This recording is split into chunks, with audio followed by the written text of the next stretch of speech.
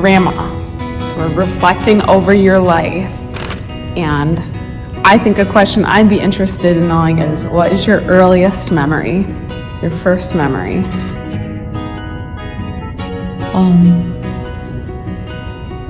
I think the first one was of a toy my grandfather had carved for me, and it was a duck on wheels that when you pulled it, it said quack, quack. And I think I was 3.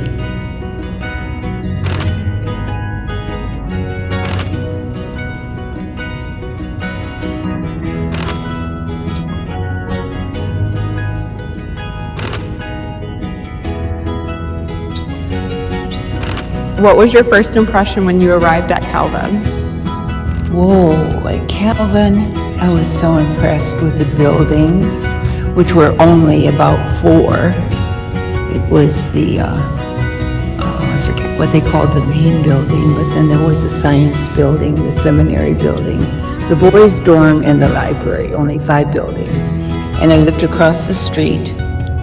I was very homesick for about 3 months, but I did make a best friend for life, and that was my roommate, Joan, who is still alive in Seattle, Washington.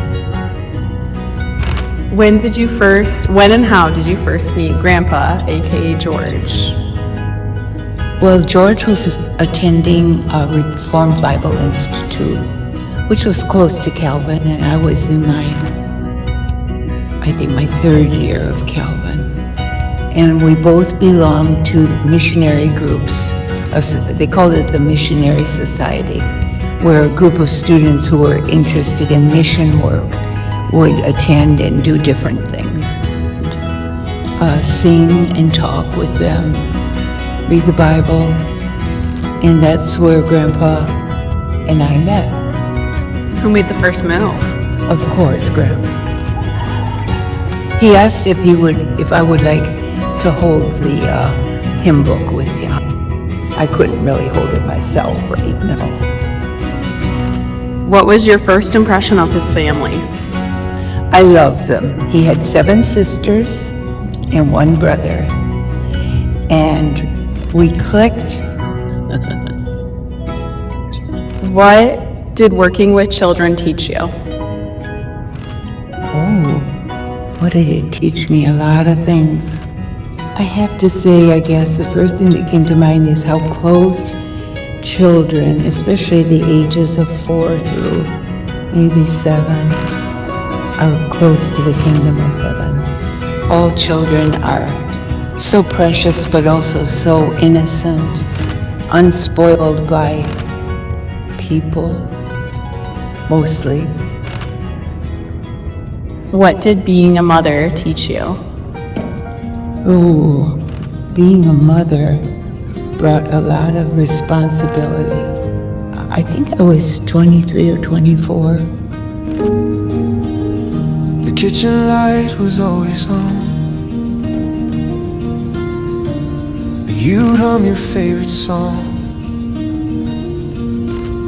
The smell of bread and Sunday rain felt like Well, George and I were blessed with 3 sons, David, Dan, and Mark. I didn't know the way you smiled, Was teaching love the quiet style. but every kindness, every prayer, I still find your heart in there. Who all graduated from Lansing Christian School, then Calvin College, and also earned their master's degrees.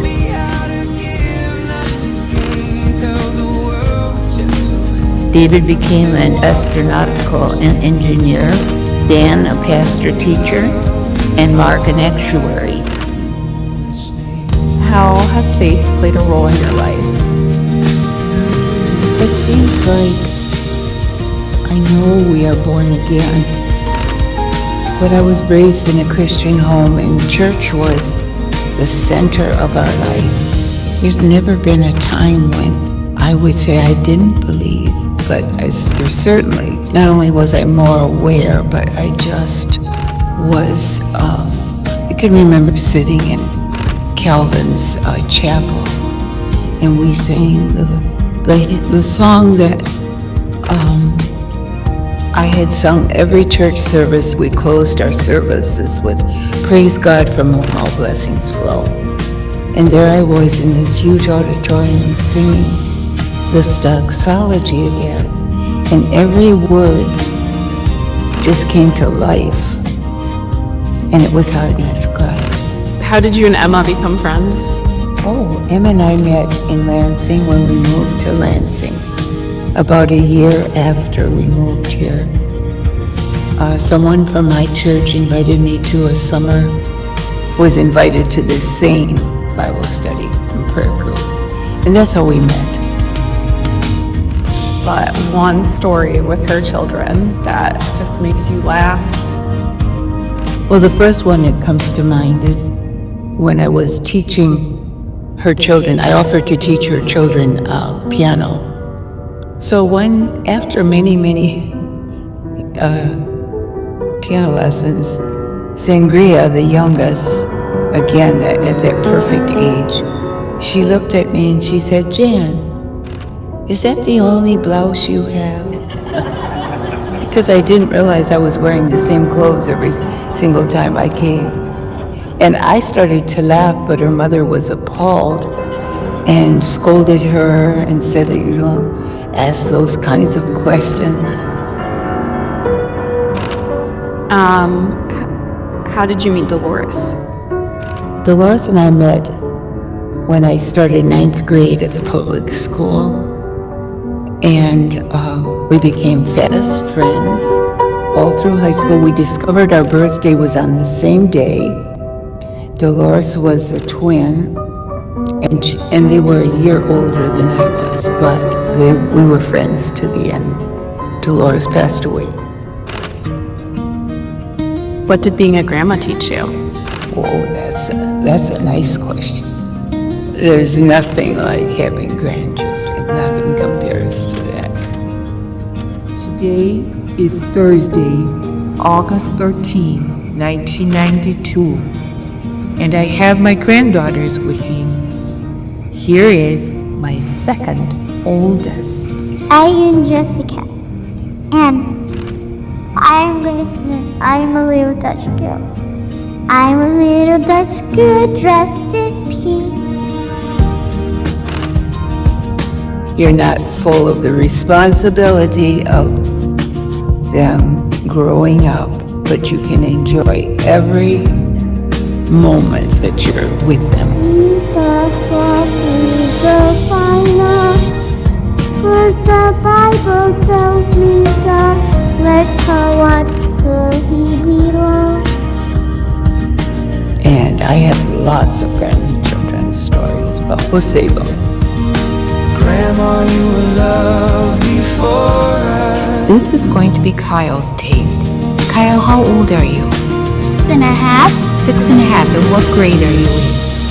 Kindergarten. 2002. And Taylor is going to sing some of her favorite camp songs. She will tell you the name of the song. This song is called Proverbs for Life. Still like the proverb to help me live, holding the truth that I got to give.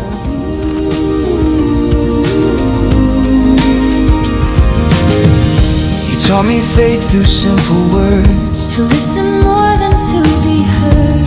You said kindness never fades away.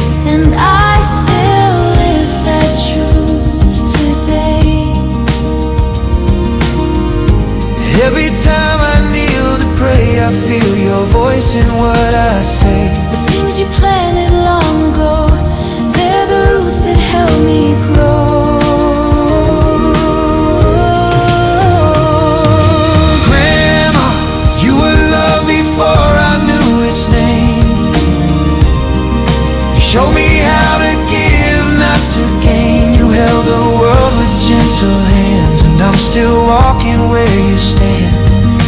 Grandma, you were loved before I knew its name.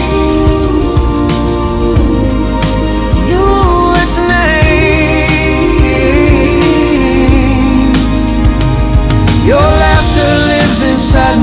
know your stories make me whole. Every good thing that I became carries the sound. What has been the biggest surprise in your life? That's too big a question. Grandma, you were love before I knew its name. You show me grace through joy and pain. Now every hug I give away is the love you taught that day. Grandma, you were love before